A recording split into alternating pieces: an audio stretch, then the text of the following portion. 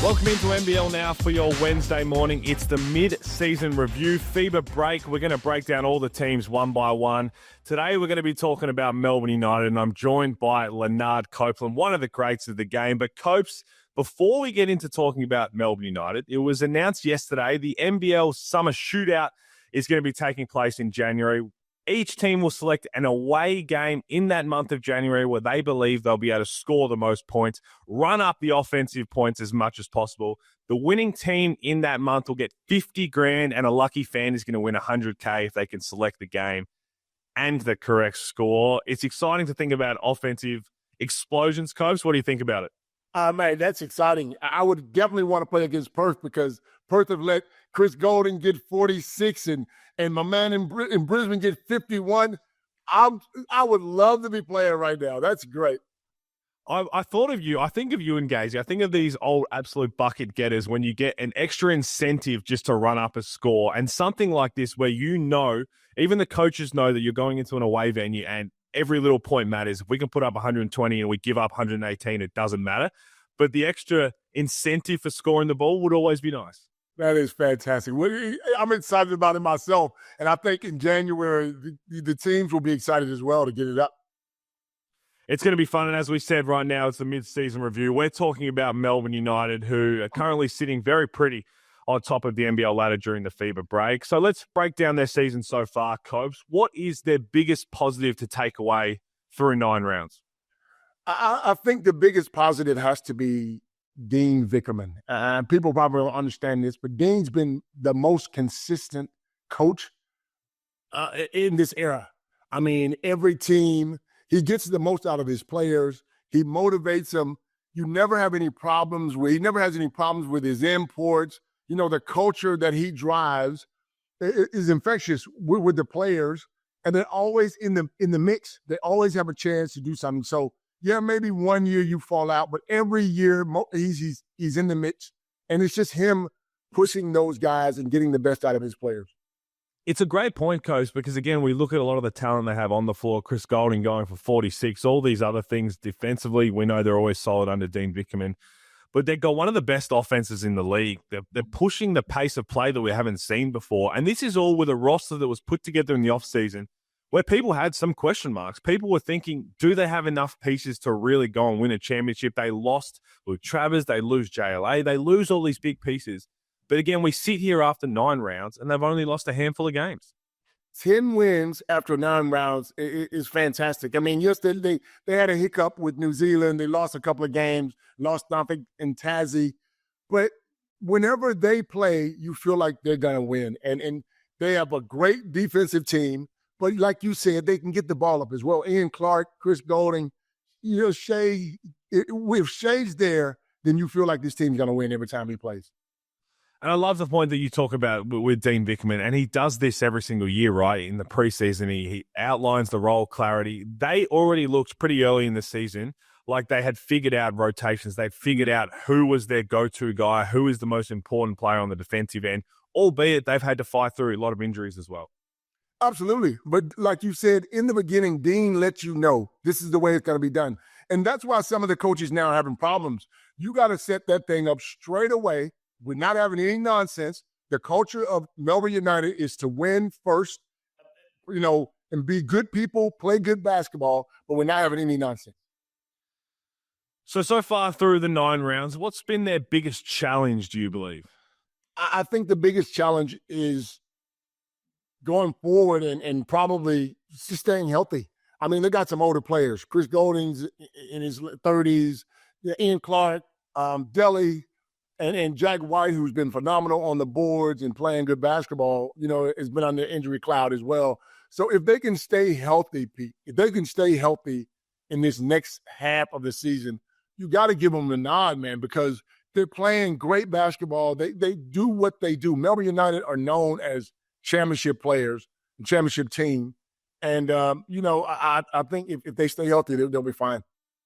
You talk about how important Jack White's been and Shea Ely. These are 2 guys that statistically they've been phenomenal as well this year, but it goes far beyond that in terms of their impact for Melbourne United. And we saw what Chris Golding does. We've seen it in his entire career. But injury-wise or missing games, if it came down to either Shaley or Jack White, who is most important for this team that if they weren't there for a significant period, Melbourne might not be able to reach their full potential? That is a fantastic question because guess what? You got to have a both, Pete. If you lose Shea, Melbourne United don't win. If you lose Jack White, it's hard for Melbourne United to win because he goes to the glass and does all that extra work. Again, that's why it's so important for them to stay healthy. Shea Ely runs that team. He's not about scoring. He sets the bar high. He's playing defense. He gets guys the ball when they need it. And then Jack White, what guy 6'6", 6'7" is grabbing 18, 19 rebounds, but doing all the little things, playing hard, being the enforcer. If you don't have those two guys, you don't win. On the back of talking about some elite guard play, I have a feeling I know where your answer is going to go for this, Coach, but I'm going to ask anyway. Biggest surpriser or improver from Melbourne United through the first 9 rounds? It has to be Flynn Cameron. I mean, he has been fantastic. And you know what I love about him? I love that he has that pedigree. His dad was one of the enforcers of the league. You always worried about him. But Flynn has that size. Every time you see him during the game, he comes up and he greets you. He's a well-mannered young man who's brought up the right way. He respects everything that Dean's teaching him. But then look at the way he's been playing the last couple of weeks, just knocking. You have to know where he is on the floor because he's knocking down threes. He's getting the ball to the basket, but he's defending as well. So his game has gone from strength to strength. And I reckon, if Melbourne United don't keep the same roster, you can see him in a starting spot somewhere else or with Melbourne United. Yeah, 100%. I love the fact that you brought up his old man. And when he first touched down in Melbourne and we got to speak to him and he talked about things that he learnt from Pero, you know his game very well when back in the day. I got to watch a little bit of it. But for the fans who perhaps didn't get to see his old man hit the court and do what he did best, are there similarities you talk about the word enforcing? I see a little bit of it because I know he's a point guard, but he's bigger than a lot. He throws his weight around and he is not afraid to back down from any challenge, much like his old man used to do all the time. Man, let me tell you something, Pete. I had to come across one of those screens every now and again. You would hate to play against those guys because he sets real grown man screens. And here's the funny part. When he hits you with a screen, he smiles at you. That's the part that kills you right there. He'll help you up off the floor. But then on the offensive end, he was knocking down threes as well. He was one of those players that you had to know where he was at all times on the floor. And he controlled the offense as well as the defense. And a great person off the floor as well. Do you think this is one of the biggest challenges going forward, I guess, for Dean Vickerman for the rest of this season, is now finding that consistent amount of minutes for Flynn Cameron, who, when Delhi was out, when Shea was out, when there was opportunities there for extended minutes, he took them and ran with them beyond what many people would have expected. Should there be a set limited minutes that he has to play right now? Well, I don't know if it needs to be set because Dean knows what he's doing. And it's hard to play. Like we're looking at Sydney, it's hard to play that many guys in 40 minutes and keep everybody happy. But again, I'm sure Dean would have had that conversation. Remember, I coached with Dean up in Sydney. Dean would sit you down, have that conversation with you and say, listen, it might be times when you're going to play. There might be times when you're not going to play. But you need to make sure you stay on focus because we're going to need you down the line. So even if he doesn't play the minutes he wants to play, I'm sure he's smart enough to realize that he's made a significant jump to where he started from, and he's going to be good for a long time. Well, that brings me to the next point of who is Melbourne United's team MVP to this point in the season? Because there's a few candidates. There's a few. You look at Jack White and what he does. You look at Shea and what he does. But for me, it's got to be CG43, man. I mean, it's hard to go past him because the way he plays, the way he reminds me of an old Andrew Days and how he gets the crowd going. All it takes is 1 or 2 threes, and the crowd's going. And he knows how to do it. I mean, the swagger he has, running down the court late because he knows that ball's coming to him. He's smart. And it's not just threes now. He's getting to the basket. He controls that team, and they listen to him. They need him to be Chris Golding. And if he is, then they got a real chance of winning the whole thing. This might be an easy segue for you, Coach. So then I've got to ask, what's their biggest team moment so far? The biggest team moment? I can look at it two ways here, Pete. The biggest team moment positively would be him shooting their 46 points, and how they came back and got that win, and how the crowd was all over him, and he just walks off like it's another day, and it is for him. But then I think what Dean's looking for is to win a championship.